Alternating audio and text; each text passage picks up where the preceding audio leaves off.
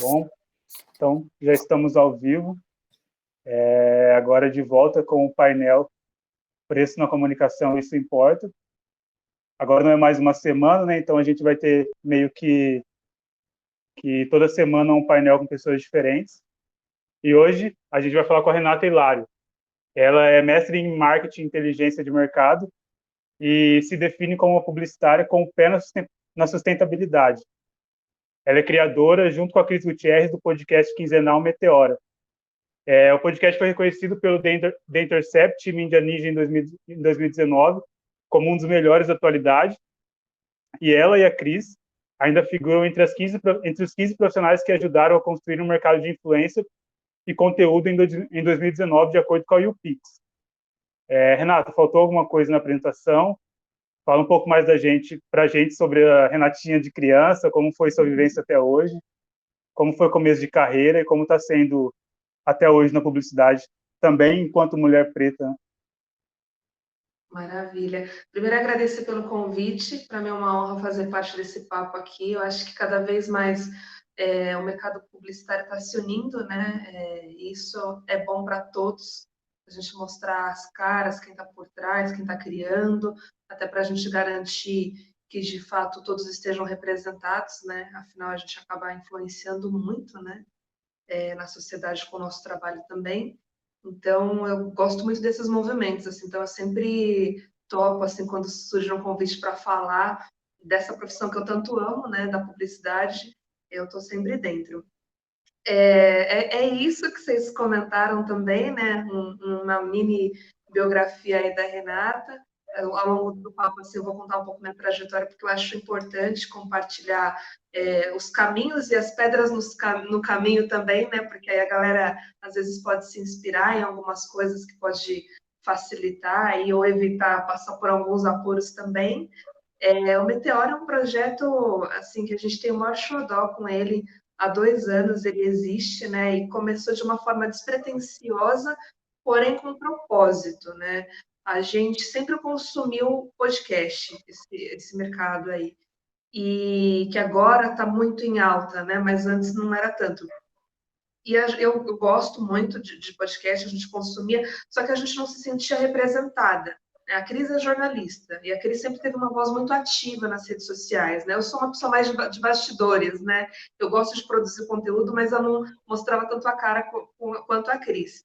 E eu falava, Cris, você tem que fazer um podcast, você tem que falar, né? Porque na rede os textos dela já eram super, já tinha uma repercussão muito legal, né? E aí ela falou assim, eu quero fazer, mas só se você fizer comigo, topa? E aí eu falei, bora, né? Vamos junto. Eu acho que eu não imaginava, assim, o quanto isso ia crescer e o quanto isso ia impactar positivamente na minha vida. E aí, novamente, né, como a gente não se sentia representada porque o universo podcaster ainda era muito comandado pela branquitude, né? Então, eles falam do lugar de fala deles, né, pela perspectiva deles, e em muitos pontos a gente não se encontrava.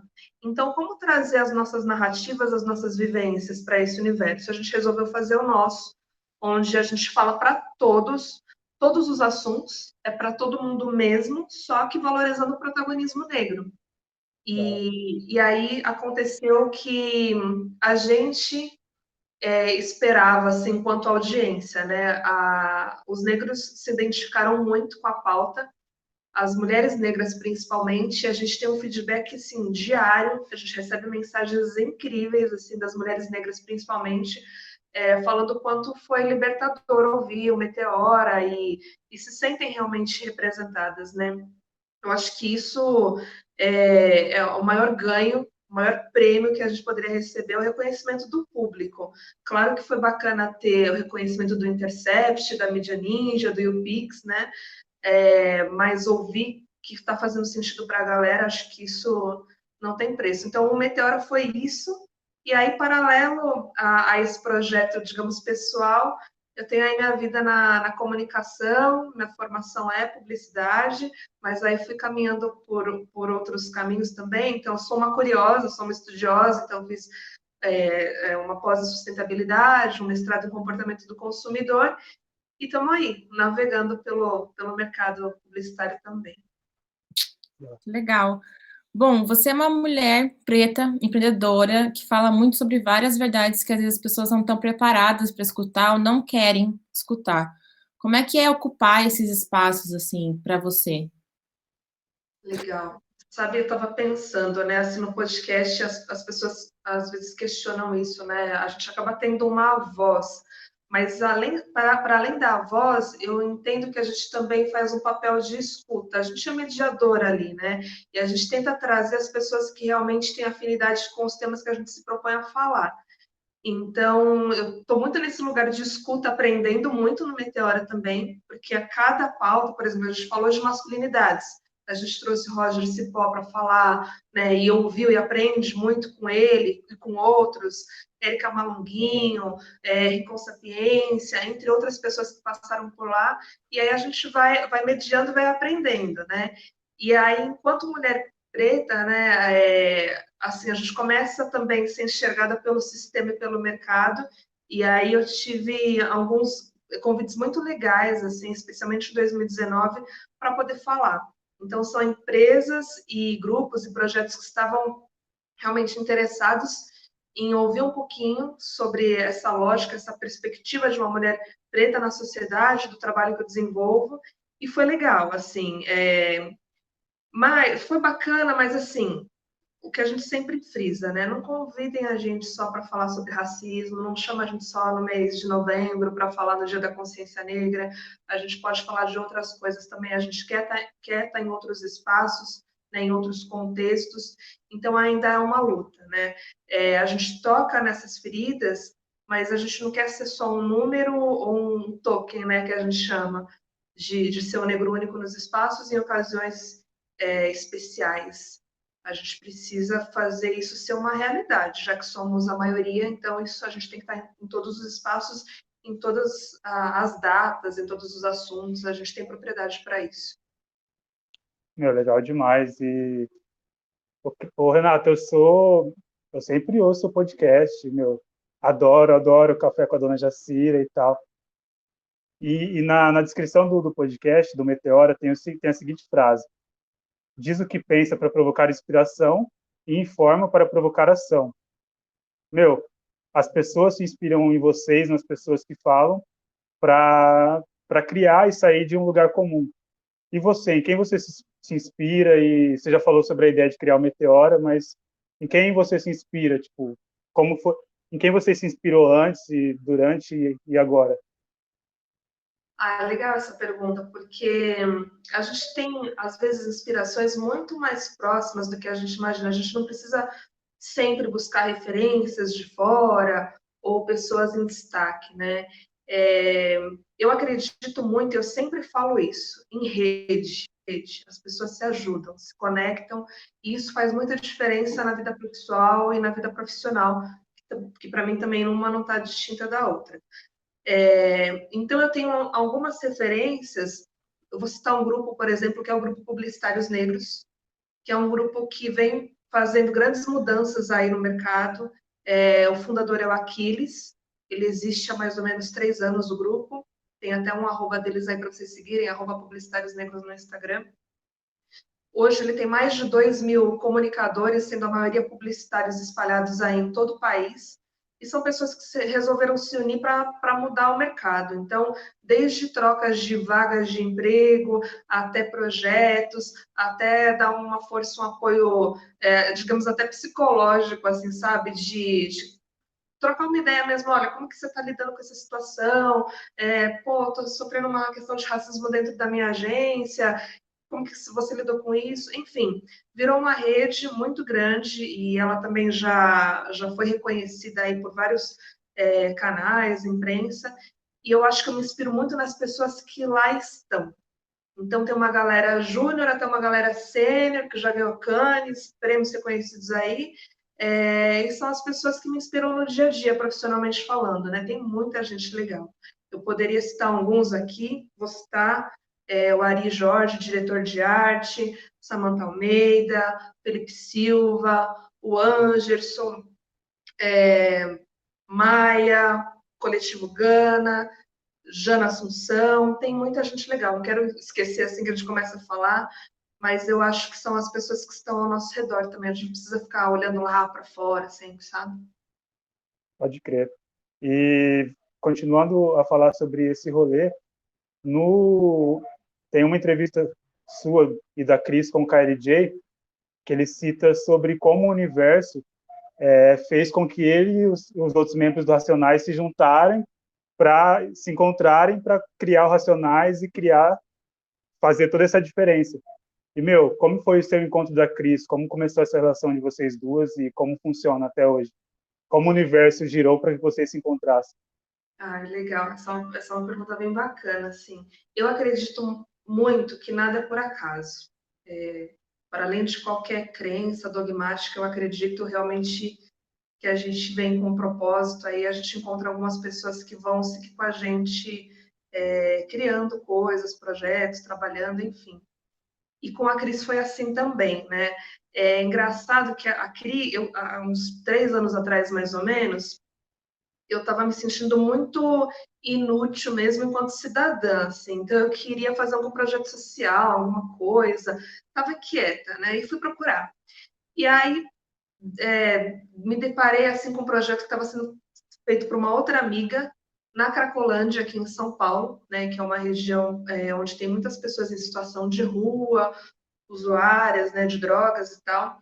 E ela é uma jornalista e ela começou a fazer um projeto com mulheres na região da Cracolândia. E aí eu falei assim, nossa, me envolve nisso aí, quero ajudar de alguma forma. E eu não conhecia a Cris, e a Cris também entrou nesse projeto para ajudar como voluntária. Então, nosso primeiro contato foi aí, né? Já foi, acho que de uma forma especial, né? Me identifiquei de cara, a Cris é uma pessoa que você conhece, assim, não sei, ela com aquele sorriso dela, ela já te abraça, uma pessoa super carismática, enfim, se dá bem com todo mundo.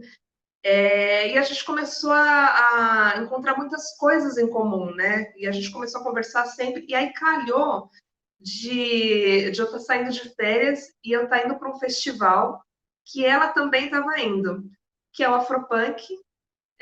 Foi o Afropunk de 2017.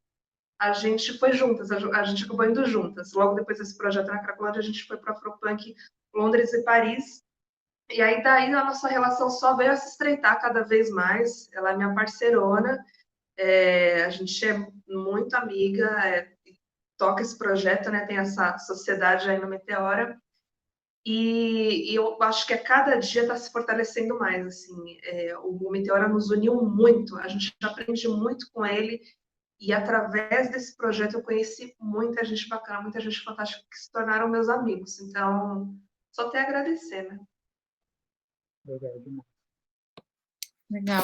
Renata, eu queria saber, você está falando sobre esses processos, esses encontros, como que é para você nesses anos refletir sobre você mesma, virar uma referência, ser e virar uma referência positiva para outras pessoas e criar espaços em que elas possam ser elas mesmas, assim, como que foi esse teu processo, como que você enxerga isso? Demorou um pouquinho para virar a chave, assim, e eu ainda me surpreendo. Então, toda vez que a gente recebe uma mensagem de alguém falando, olha, esse programa mudou minha vida. Por exemplo, a gente teve um programa falando sobre um assunto difícil, que é a morte, né? Ressignificando ciclos. E aí uma pessoa procurou a gente e falou assim, olha, eu não conhecia o Meteora e estava passando uma madrugada muito difícil, tinha perdido um ente querido e estava procurando no Google informações sobre isso, algum conteúdo que pudesse me ajudar e cair nesse podcast. E foi muito importante para mim. Então, você começa a sentir como realmente, assim, o seu trabalho tem, às vezes, alguma responsabilidade, né, na vida das pessoas. Então, eu fico ainda surpresa, né, é difícil, assim, se enxergar como influenciadora de alguém. Eu não tinha essa pretensão, nunca tive. Mas eu fico feliz de saber que o trabalho que a gente está desenvolvendo está ajudando, né? Então, eu fico muito contente. E vocês estão fazendo um trabalho para combater a desigualdade, né? Como é que você vê isso e como que você acha que a indústria está se comportando quando eles têm acesso ao conteúdo que vocês fazem? Legal. Eu acho que a indústria tem observado, sim, e a gente teve a comprovação de fato. Então, vou dar um exemplo. Em 2019, a gente foi chamada pela ESPM, que é uma das faculdades mais elitistas de São Paulo, se não a mais, que abriu as portas para a gente fazer um curso de produção de podcast para a população travesti, trans e negros, um curso totalmente gratuito no espaço deles, né? Então, a gente teve aí cerca de 40, acho que um pouco mais, talvez 50 alunos. Isso, para mim, foi marcante, assim, algo que eu nunca vou esquecer, e eu acho que foi um olhar, já é um começo, assim, de um olhar do mercado, de uma instituição e de empresas, né? Teve empresas apoiando também esse curso, e valorizando, né? Fora isso, teve outras situações também, a gente chegou a fazer outros cursos, participamos constantemente de coletivas de imprensa, estamos ajudando e inspirando outras pessoas na formação. Então, que venham mais produtores de conteúdo negros, das chamadas minorias. Eu detesto esse termo, porque somos a maioria, mas minoria enquanto, talvez, acesso, né, oportunidades, acho que é isso. Então, acho que é esse impacto que a gente está querendo causar, mas ainda precisamos avançar muito mais, muito mais. Da hora. E continuando falando de indústria, tipo, eu não sei como é a relação do Meteora com marcas, quanto a, mas assim, depois dos casos desses movimentos antirracistas, do caso de George Floyd, quando isso chegou aqui no Brasil, as marcas procuraram vocês? Tipo, como aumentou essa procura? E você enxerga isso como só um oportunismo ou uma tomada de consciência mesmo? Aumentou, e eu não digo só pelo Meteora, sabe? Enquanto profissionais mesmo. E eu sinto isso também dessa rede que eu faço parte, né? De comunicadores, de publicitários. Então, eu percebi, assim, um assédio das empresas muito forte, especialmente após esse episódio, né? Nos Estados Unidos. As empresas estão correndo atrás. Acho que, não sei se genuinamente todas, mas porque perceberam que não dá para continuar assim, a sociedade vai cobrar, isso vai pesar, inclusive financeiramente, né? As empresas que... E a gente tem provas disso, né? A gente teve um caso essa semana da Tami Miranda, por exemplo, onde a Natura apostou na campanha, né, de Dia dos Pais, e a prova é que as ações na Bolsa subiram por conta disso, porque representatividade importa, dá dinheiro, a gente também consome, né? Negro também compra, trans também compra, a gente consome igual. Então, a gente quer se ver nas marcas, né? E o mercado está acordando tardiamente para isso, mas está acordando. Não sei se de forma genuína, né? Você até perguntou, você acha que é oportunismo? Se for, como eu acho que em algumas situações eles vão fazer e a gente vai tentar aproveitar da melhor forma, porque até uma vez, uma palestra que eu dei numa grande empresa aí, numa multinacional, me fizeram a pergunta de $1 milhão, né? Mas, Renata, qual que é a solução, então? Eu acho que a solução é pretos no poder, né? Falando especificamente de racismo, né?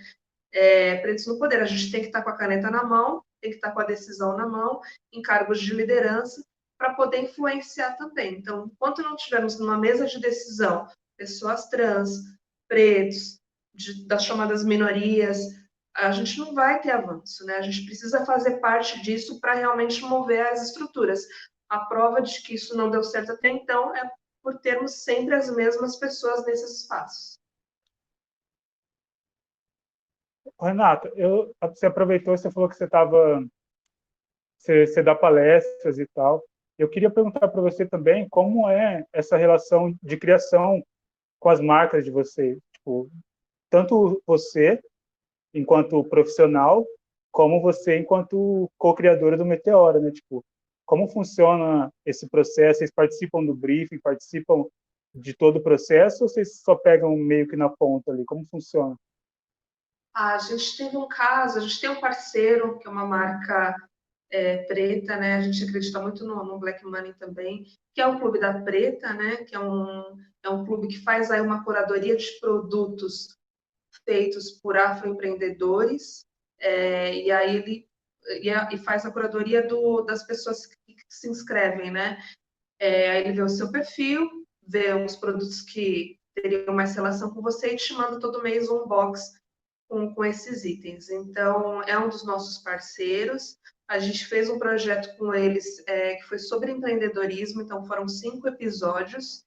E aí a gente teve total liberdade para criar juntos, porque tem que ser assim, né? Não adianta aparecer uma marca que não faça sentido para nós, o discurso não vai ser legítimo, as pessoas vão falar, nossa, não tem nada a ver com Meteora, né? Então, é importante que tenha um pouco da nossa identidade também. E aí surgiram outras marcas também que pediram para a gente ajudar em desenvolvimento de campanhas, validar conteúdo, ter esse olhar, né? A gente fez uma também que foi especificamente para o Dia das Mães, e a gente fez uma série no ano passado sobre maternidade real, né? Porque maternidade, para longe do romantismo, tem várias frentes, vários assuntos que são tabu, que são polêmicos, então eles queriam o nosso olhar para isso. Eu acho que as marcas estão despertando e entendendo que a gente pode dar esse tipo de consultoria também, né? Enquanto comunicadoras, a gente traz esse olhar da sociedade, né? Do público que a gente fala, né? Do nosso nicho, digamos assim. A gente tem uma pergunta aqui da Celinha, e ela pergunta: quanto tempo elas levaram para fazer o Meteora alavancar e qual o maior desafio ao longo do caminho? E eu já queria pegar junto aqui e perguntar, pedir dicas assim para o pessoal que tem algo para falar, e o podcast acho que é um lugar muito legal hoje, democrático, para a gente poder falar, né? Debater. Sim, como eu comentei com vocês, quando a gente começou, já existiam alguns podcasters negros, sim. A gente tem uns nossos amigos aí, como o Lado Negro da Força, Ideias Negras, mas a maioria era feita por pessoas brancas, né? E a gente consumia esse conteúdo, mas, como eu disse, a gente não se sentia representado.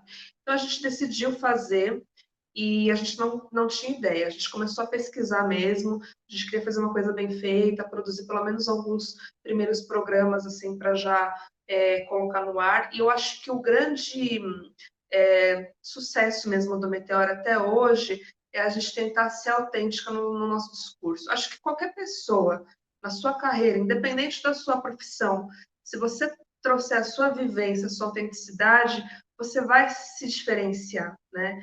E aí tem gente que fala assim, mas eu vou criar um podcast, já tem tantos, eu vou criar um canal no YouTube, já tem tantos.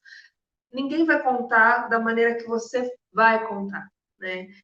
Você tem o seu repertório, a sua vivência, você vai agregar muito. Então, não deixe de fazer, não deixe de apostar no seu sonho, né?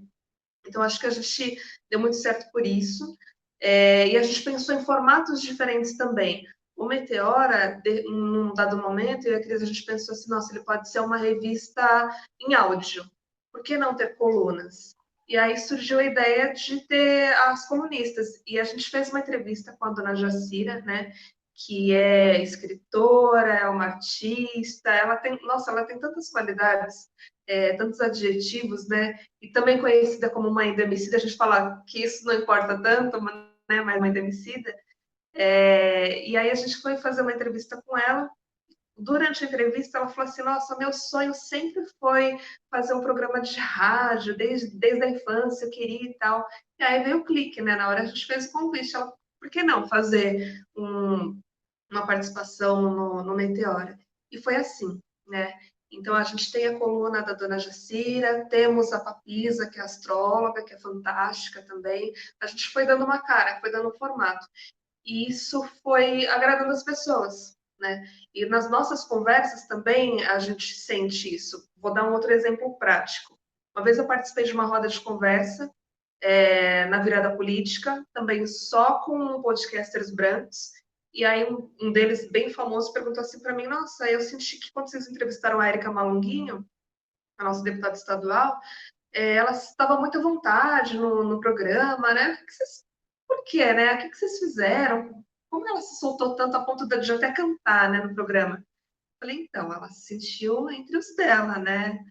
E isso faz toda a diferença. Então, ninguém vai fazer como você, ninguém vai dar o seu toque. Eu acho que é você deixar correr, deixar ser livre mesmo, né, para falar. Com o KLJ foi a mesma coisa, né? Ele se sentiu muito à vontade para falar. Quem ouviu percebeu. Então, acho que é isso. Esse foi o grande sucesso. Acho que outra coisa é você ter uma frequência, né, falando mais da parte técnica, tem que ter uma frequência, porque aí você vai acostumando a sua audiência a te ouvir, eles já sabem que dia que você vai estar lá, alimentar todos os canais, aí falando como publicitária mesmo, né? Tem que pensar numa estratégia de marketing, você tem que pensar numa estratégia de comunicação.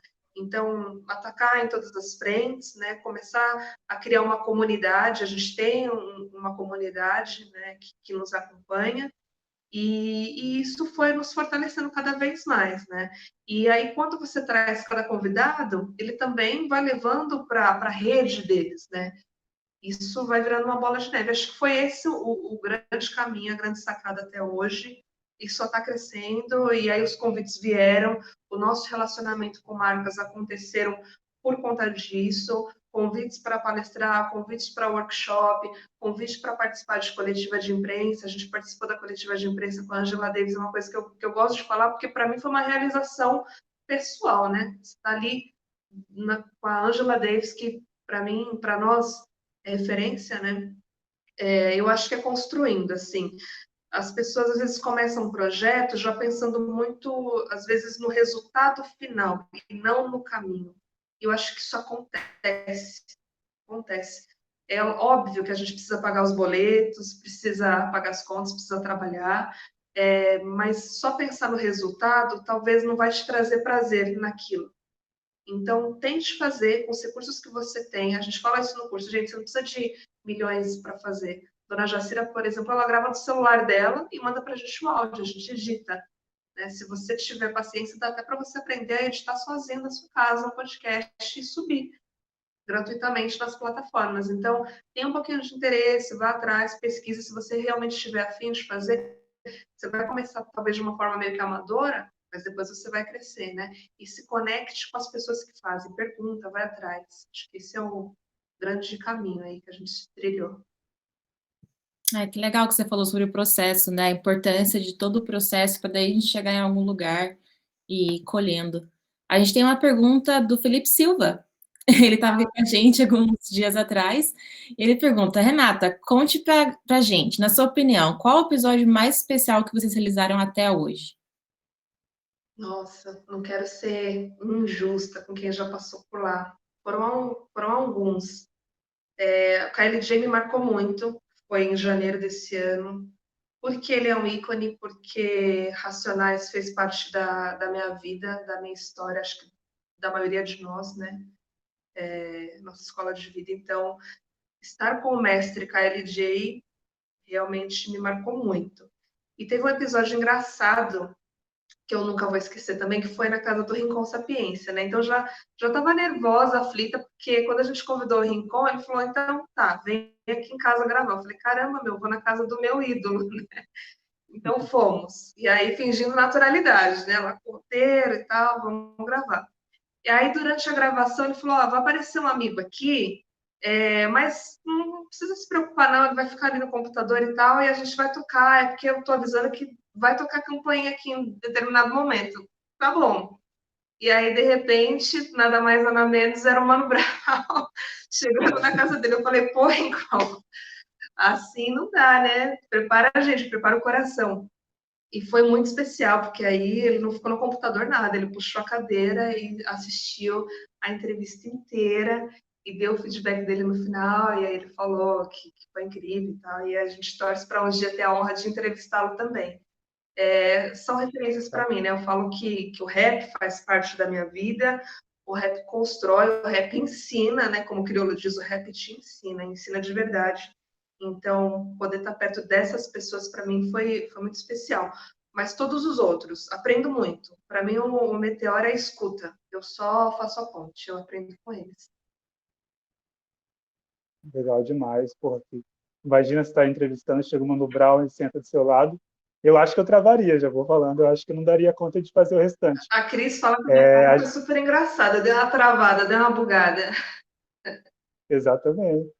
A gente tem uma pergunta da Fernanda Macedo aqui, que fala qual a origem do nome Meteora. Teve um processo para a escolha do nome? Ou explica para a gente sobre isso. Ai, gente, é tão louco quando me perguntam isso. Eu acho que foi uma brisa, sabe? Eu falo que eu sou a mãe do nome e a Cris é a mãe do logo, né? A Cris, ela não é designer, mas ela criou aquele logo e o Meteora foi eu que escolhi. Eu me inspirei assim, eu escuto muito a Erykah Badu, né? Eu escuto muito música preta, assim. E eu acho que a Erykah, ela tem essa coisa, assim, meio universal, meio cósmica, ela é meio bruxa e tal. E aí, numa das músicas dela, eu pensei, nossa, eu acho que o nome do nosso podcast tinha que ter alguma inspiração assim, alguma coisa cósmica, sei lá. E aí a gente foi pensando, rascunhando e tal, e me veio isso, Meteora, né? Eu também queria um nome que remetesse a algo feminino, sei lá, mulheres. E foi Meteora e ficou. E foi essa a inspiração. Massa. Continuando aqui no roteiro, eu agora é uma dúvida meio que individual, nem está no roteiro que a gente fez. Você falou sobre suas referências de música. Tipo, fala um pouco mais sobre suas referências e como isso influencia na sua criação, tipo, no seu ambiente de trabalho. Trabalha com publicidade, está o tempo todo criando, o tempo todo recebendo coisas. Como isso influencia no dia a dia? Legal. Música preta sempre. Eu tô, nesse momento, ouvindo muito Gilberto Gil, música popular brasileira, acho que é o que mais me toca. O Gil, para mim, fantástico. Escuto muito rap, né? E é engraçado, assim, você falou isso e sem querer eu acabo vendo isso depois traduzido nos trabalhos, nos projetos que a gente faz. Não foi algo pensado estrategicamente, vamos trazer essas pessoas no Meteora, mas são pessoas que a gente admira. Então, recentemente, a gente entrevistou, por exemplo, o Rashid, que é outro rapper, né? Então, o rap é a fonte que eu bebo também. E aí, puxando, você falou de inspirações, assim, no trabalho, né? Nós, enquanto publicitários, comunicadores, a gente precisa sempre alimentar o nosso conhecimento, né? Buscar ter um repertório, assim, conhecer um pouco de tudo, porque em algum momento você vai usar, ainda mais quando você trabalha com planejamento, né? Então, eu tento beber de fontes diversas, mas eu confesso que eu até preciso ter mais disciplina agora nessa quarentena para separar um período do meu dia para buscar isso. E eu tento consumir conteúdo de lugares, assim, inusitados mesmo, sabe? De pesquisas de assuntos que eu não estou acostumada a ler, mas paro para ouvir, de jornais de fora. Então, eu costumo parar para tentar ver as matérias que estão rolando no New York Times ou num jornal de algum outro país da América Latina, consumir informações de outros lugares também. Esses dias eu estava tendo uma aula que eu achei fantástico, né? O professor falou assim: vocês já pararam para perceber que tudo que a gente sabe sobre a Rússia é pela fala dos americanos? E aí eu fiquei com essa provocação, né? Eu falei, eu acho que, falando como Renata, né? Eu acho que eu talvez seja, tudo que eu ouvi até então, muita coisa veio pautada por eles. Mas será que é isso tudo mesmo? Então a gente precisa começar a abrir a nossa mente para consumir outras coisas, outras culturas. Tudo isso vai alimentar o nosso repertório para você ter uma entrega mais criativa. Isso vem da música, isso vem de conversas com pessoas diversas, e aí você não precisa estar conversando com o CEO de uma empresa, às vezes você vai estar conversando com um cara super simples na praça do seu bairro e ele vai te trazer uma inspiração, sabe? É você saber sair e entrar de qualquer lugar. Uma conversa que eu tenho muito com a Cris, assim, eu acho que é uma realidade nossa. A gente caminha muito naquela linha tênue entre estar conectada com pessoas que já têm uma certa influência aí no mercado, mas também estar conectada com a quebrada, né? Eu moro na periferia de São Paulo desde que eu nasci, tenho 35 anos, moro aqui próximo a Itaquera, zona leste de São Paulo, e eu tenho contato com todo mundo. Então, eu acho que isso também é um diferencial, você poder transitar, circular e ouvir, estar atento a tudo. Acho que isso te faz um profissional criativo em qualquer campo. E ia te perguntar, Bom, maravilha. quais podcasts nacionais que você indica para a galera que agregam essa discussão que já acontece no Meteora? Ah, legal. Nossa, tem muitos aí. Eu gosto muito do Negro da Semana, que é feito pelo Ale Garcia. É fantástico, é profundo e ele traz histórias assim de negros ao longo aí da história mesmo, né? A cada semana ele traz um grande nome. Gosto bastante. Tem um que é novo e é bem bacana que se chama Porém Preto. Ele fala sobre cinema, então eles articulam sobre grandes filmes aí com referências negras. Tem o lado negro da força, tem o Ideias Negras que eu comentei, que é da Cris, que mais? Nossa, hoje tem uma galera bacana produzindo aí, tem o Perhaps, tem o Pura Cafeína, tem bastante gente legal, viu? Tem sim, para todos os assuntos. Legal. E continuando nesse universo de podcast, tipo, o podcast dá um universo enorme para vocês explorarem, né? Tipo, você pode, é quase infinito. Como vocês aproveitam isso de forma positiva e que, lógico, tem a ver com o que vocês fazem? Acho que isso é o que eu mais gosto, assim, sabe? A liberdade de poder criar, de falar de qualquer assunto, né? Eu acho que isso é bem a cara do Meteora. Eu não sei se o Meteora funcionaria tão bem se a gente escolhesse um segmento único. Ah, vamos falar só de cinema, por exemplo.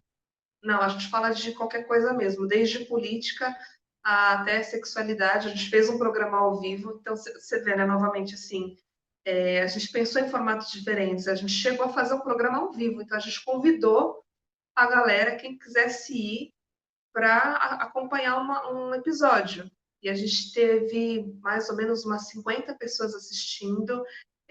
Foi um programa tão bacana que ele durou 3 horas, a gente teve que dividir em duas partes, falando sobre sexualidade, entre outros temas. Então, eu acho que é essa liberdade de criar, e a gente quer continuar fazendo isso, né?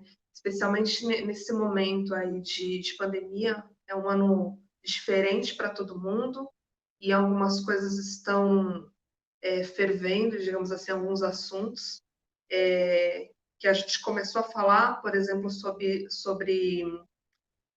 autoconhecimento, autocuidado, saúde psicológica, né, saúde mental, é um assunto que está em alta e foi um pedido dos nossos ouvintes, mas tem outras coisas que eu quero falar, como, por exemplo, violência doméstica, que aumentou muito, né, na quarentena. Tem muitas mulheres sofrendo cada vez mais isso, é um assunto. Ontem eu estava conversando com a Cris, a gente quer falar sobre suicídio, então é um assunto também que está muito forte, está muito em alta, as pessoas com depressão. É a liberdade de poder falar o que está acontecendo agora, né? Isso é um reflexo mesmo do momento, espírito do tempo. A gente tem uma pergunta aqui que é qual que é o público. Só um pouquinho perdi aqui. Qual é o perfil do público que ouve o Meteora? E eu também queria perguntar se houve algum episódio, algum tema para vocês que, assim, às vezes vocês não estavam esperando, mas deu uma polêmica maior, um debate, assim, que vocês não estavam esperando. Deixa eu ver. Bom, o público, a gente fala de assuntos diversos e a gente gosta de frisar que não é apenas para a população negra, né? Até porque as pessoas precisam aprender a consumir mais conteúdo produzido pela galera preta, né? É muito fácil consumir só Mamilos, Braincast, mas por que não que a gente está produzindo também, né? Então, hoje, majoritariamente, são mulheres negras, a gente fica feliz com isso, pela identificação, mas temos outros também. Tem muito homem que escuta a gente, a galera LGBTQIA+, que é uma pauta que a gente precisa falar com mais força. Em 2020 a gente quer trazer esse assunto. E deixa eu pensar, algum polêmico. Nossa, me perguntaram uma vez se tinha haters. A gente não tem haters, assim, eu nunca recebi uma crítica. Com certeza deve ter gente que não gosta, mas não recebi esse tipo de crítica ainda. Agora, polêmico, Eu acho que não, assim, talvez os assuntos sejam mais quentes e aí as pessoas falam, nossa, vocês vão falar disso? Vamos. Mas não que tenha repercutido de forma negativa, não. Legal. Eu acho bem louco que eu fui reouvir alguns episódios para fazer a pesquisa e para fazer as perguntas, né? E aí, no do KLJ, novamente, ele fala tipo, sobre o Afropunk, né? Que foi em janeiro, e aí ele começa a falar sobre o Afropunk. Foi. E o que eu achei mais louco é que, tipo, em nenhum momento vocês tentaram intermediar, fazer alguma coisa para enfim, tipo, que ele não falasse mais, tipo, que não parecesse uma coisa negativa. E aí isso já conversa, entra em paralelo com várias coisas que você falou de, tipo, que a gente sempre ouve falar também da história africana sobre o filtro eurocêntrico, né, da história negra sobre um filtro eurocêntrico. E é muito louco, tipo, você trazer essas vozes e deixar que elas falem sobre o que elas vivem, né? Tipo, eu acho isso é o que eu acho mais genial, assim, tipo, e tipo, de forma alguma tentar cortar elas, tentar talhar, enfim. Eu acho isso muito legal. A gente deixa do livro mesmo. E esse do KLJ, pelo jeito, é o seu preferido, e eu acho que é um dos meus também, né? Você querer desmerecer os outros. E ele ficou tão à vontade, né? Assim, é difícil Racionais, os integrantes comentarem sobre política. Eles escolhem muito o momento, assim, eles são muito assertivos, eles sabem quando e como se posicionar. E eu senti a liberdade e o gancho para falar de política com o Kleber, né? E aí eu perguntei, mas assim, deixei livre. Você quer falar? Aí ele deu aquela respirada, vou falar o que eu penso, e aí soltou a voz e falou do Afropunk também, né? E isso foi meio que polêmico, né? Porque é um evento, é um dos maiores, eu acho que é o maior festival negro do mundo hoje de música, e seria a primeira edição ao vivo no Brasil esse ano. Vai rolar, mas vai rolar online. E o Racionais iria participar. Então ele já deu outro furo de reportagem ali, né? Ele falou, fomos convidados. Mas eu questiono também a presença de negros, né, nesse espaço. Porque lá fora é um evento super caro e aqui vai ser acessível. Tem que atender a realidade do povo, né? Não dá para cobrar R$ 400 no ingresso, né? Em Salvador, enfim, no Brasil. E ele foi bem crítico quanto a isso, e eu acho que é a liberdade mesmo de falar o que pensa. E, aproveitando nisso, tipo, o que a indústria pode fazer para se aprofundar nessas conversas, sabe? Tipo, principalmente pessoas brancas. O que elas podem fazer para se aprofundar a indústria, né? Tipo, acho que essa é a pergunta. Eu não sei se todo mundo está preparado para essa conversa. Eu acho que não, né? Tem gente que tem medo, tem gente que não tem habilidade para tratar. Quando eu falo gente, é pessoa física, pessoa jurídica mesmo, né? Ainda é um elefante branco no meio da sala, é um tabu, né? Então, é procurar estudar, pesquisar, entender, exercer mesmo o papel de escuta, chamar pessoas preparadas em todos os segmentos, em todos os setores aí, para poder desmistificar isso e ser mais assertivo nas estratégias, né, nos negócios, né? E aí tem pessoas diversas para isso, né? A gente tem a Patrícia da Empregre Afro, a gente tem Silva Almeida, que é professora, é advogado, estava recentemente no Roda Viva, na Cultura, deu uma aula sobre racismo estrutural. Tem tantas pessoas preparadas que podem ajudar a sua organização a avançar, né? E aí, falando do meio que eu conheço um pouquinho mais, né, da comunicação, publicitários, tem o Grupo Publicitários Negros, tem o Coletivo Gana, tem muita gente atuando aí, Coesão, da Jana Assunção, Black Influence, é procurar as pessoas certas. Somos muitos, né? Somos 54%. A gente tem uma pergunta aqui da Fernanda Macedo. Vocês tiveram que adaptar o processo de gravação do podcast com a pandemia? Se sim, como que tem funcionado o processo? Total, a gente teve que adaptar e acho que como todo mundo fez, né? Acho que todo mundo que tinha um podcast pensou assim na qualidade, né, do áudio, como que seria, e super funciona, super rola, assim, o mundo teve que se adaptar, e ok, se tiver um barulho do cachorro latindo, um bebê chorando, somos reais, né, de carne e osso, a vida está acontecendo. Então, a gente grava hoje online, a gente grava por Skype, isso facilitou para a gente se conectar com pessoas que tinham uma agenda mais difícil, então se tivesse que se deslocar para ir num estúdio e tal, foi até bom. E gravando com pessoas de outros estados também, né? A gente gravou recentemente com a Cassandra, que está em Brasília, e super rola, a gente dá para fazer. Não deixa de produzir conteúdo. Acho que tem tanta coisa legal aí que a gente pode aprender um com o outro. Tem mais uma pergunta aqui do White Ribeiro. Com a pandemia e as pessoas mais em casa e a efervescência da pauta preta na mídia, vocês sentiram uma diferença na audiência do podcast, tanto no volume quanto no tipo de público? Me questionaram isso também, e a gente começou a acompanhar os números, né?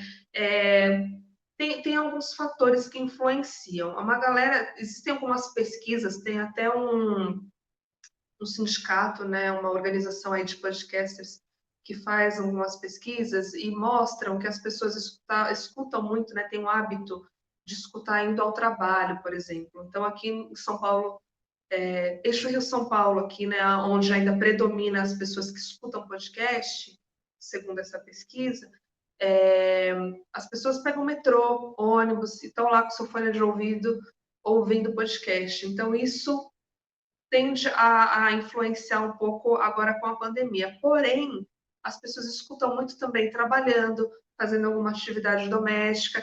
Isso são relatos que a gente tem e são fontes de pesquisa também, né? Então, isso muda, mas, novamente, acho que se você tem um público que você constrói fiel e aquela questão de periodicidade, as pessoas acabam esperando por isso. E se é um conteúdo de qualidade, eles vão consumir, né? Que interesse a eles, né? Então, teve influência, sim, mas acho que a gente também tem como contornar, dependendo do que você entrega. Infelizmente, a gente já está caminhando meio que para o final da live, né? A gente tem 1 hora. E eu queria perguntar para você como estão seus projetos para o futuro, mesmo com a pandemia que passou, está deixando todo mundo louco. Mas como estão os seus projetos para o futuro, projetos com Meteora, projetos, enfim, como estão? Ah, legal.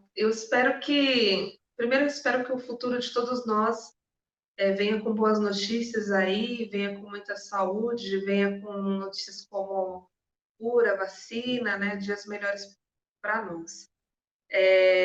Uma pergunta que eu escuto quase sempre: como é que você dá conta de tudo isso? Você faz muita coisa, você fica aí girando todos os pratinhos e tal. Eu tento aproveitar e agarrar as oportunidades que vão aparecendo, porque a gente sabe que para nós, pretos, isso não é comum, não acontece com tanta frequência, então a gente tenta valorizar isso. E aí a gente tem mais do que um turno de trabalho, né? 2, 3, e faz muitas coisas por amor também, vai plantando as sementes porque a gente acredita, e depois isso vai virando trabalho. Na minha vida não foi diferente, né? Desde então, assim, eu trabalho desde muito cedo, desde muito nova, e envolvida com muitos projetos sociais, né? Me considero ativista também quando possível, né? Brigando e lutando pelo que eu acredito, e você acaba ficando em evidência sendo convidada para alguns trabalhos. Eu continuo sendo uma profissional de comunicação, estou trabalhando com isso, que é o que eu amo, né? E tem alguns projetos paralelos também, né? Eu acho que de futuro é isso, é continuar nesse caminho que eu tanto acredito, mas tentando levar cada vez mais propósito para minhas entregas. Porque até como recentemente eu li um dos meus mestres, né, que é o Fábio Mariano Borges, meu professor no mestrado, ele diz que a nossa vida profissional ela não é separada, não é apartada da nossa vida pessoal.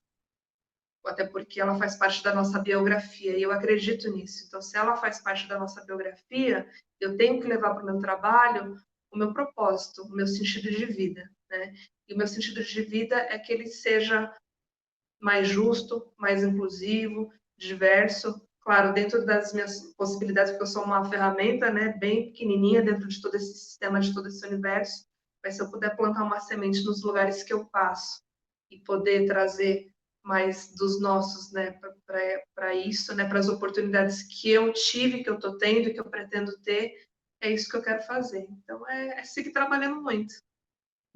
Legal. A gente estava quase encerrando, mas acho que a gente tem uns 5 minutinhos. Chegou uma pergunta aqui do Rodrigo Ferrari. Olá, queria que a Renata falasse sobre o episódio Maternidade Real, que foi criado toda uma narrativa diferente. Essa série de programas foi bem legal, porque a gente trouxe mães diversas mesmo. Então, a gente trouxe, por exemplo, uma mãe que é soro positivo, a gente trouxe a mãe de um encarcerado. Esse programa foi muito comentado, foi muito elogiado, assim, foi muito sensível, porque cada vez mais a sociedade tem olhos para julgar o próximo, né? Condenar, tanto que o episódio se chama Corações que Não Condenam, né? São essas mães, né?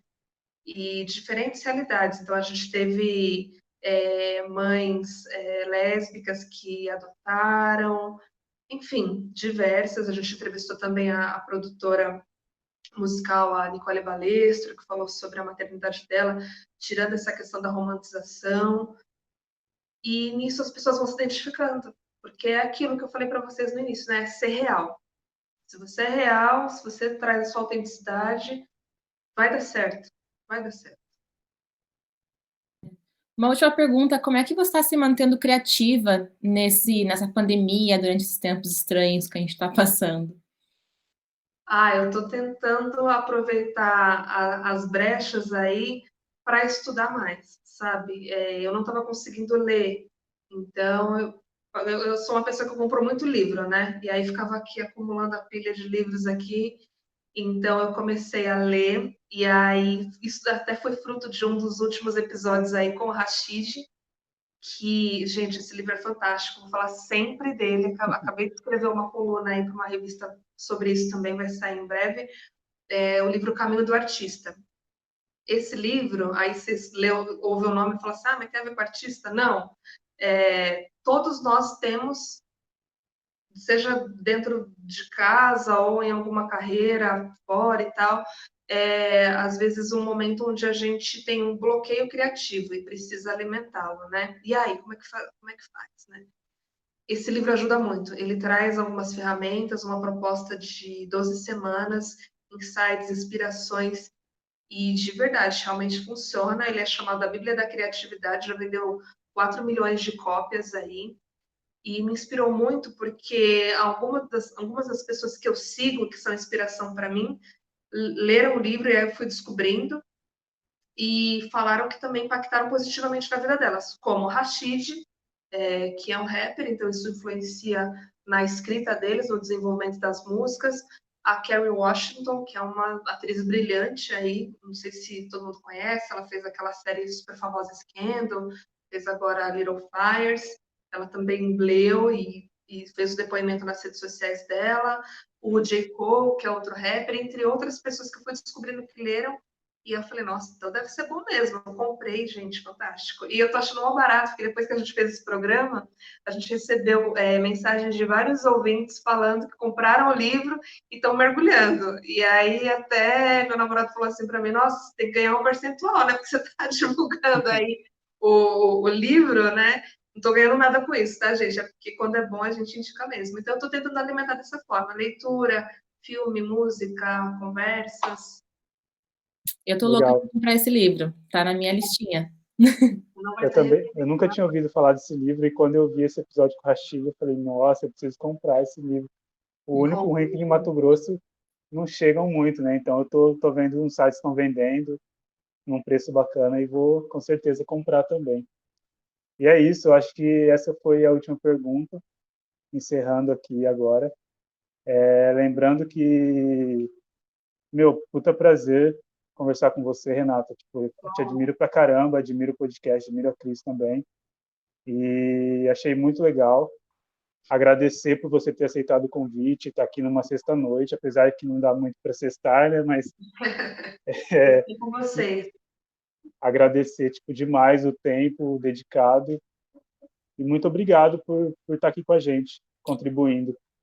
Eu que agradeço, a honra é toda minha e eu acho que a gente tem que se unir mesmo, como eu iniciei, né, aqui no nosso papo, nós, comunicadores, publicitários, jornalistas, enfim, a gente está ajudando a transformar a comunicação que chega, enfim, para os comunicadores, para quem consome, né, na verdade, né, para a sociedade, e a gente tem uma responsabilidade muito grande, né, então que a gente se una cada vez mais. Foi um prazer, muito obrigada pelo convite. Pode chamar sempre que eu venho. E é isso. Ai, obrigada. Como que a gente te encontra nas redes sociais e eu, Meteora, também? Ah, legal. Então, o meu arroba no Instagram é Renata, _Hilário, com H. E Meteora Podcast no Instagram também. Temos um site, meteorapodcast.com.br. Legal, obrigada, de verdade, foi muito legal a conversa. Obrigada, Muito Neto. obrigado. Bom fim de semana para vocês e muito legal. Bom fim de semana para todo mundo que está assistindo também, né? Muito obrigado pela paciência. Beijão. Até mais. Obrigada, gente. Tchau, tchau. Tchau, tchau. Estamos fora? Acho que sim, né?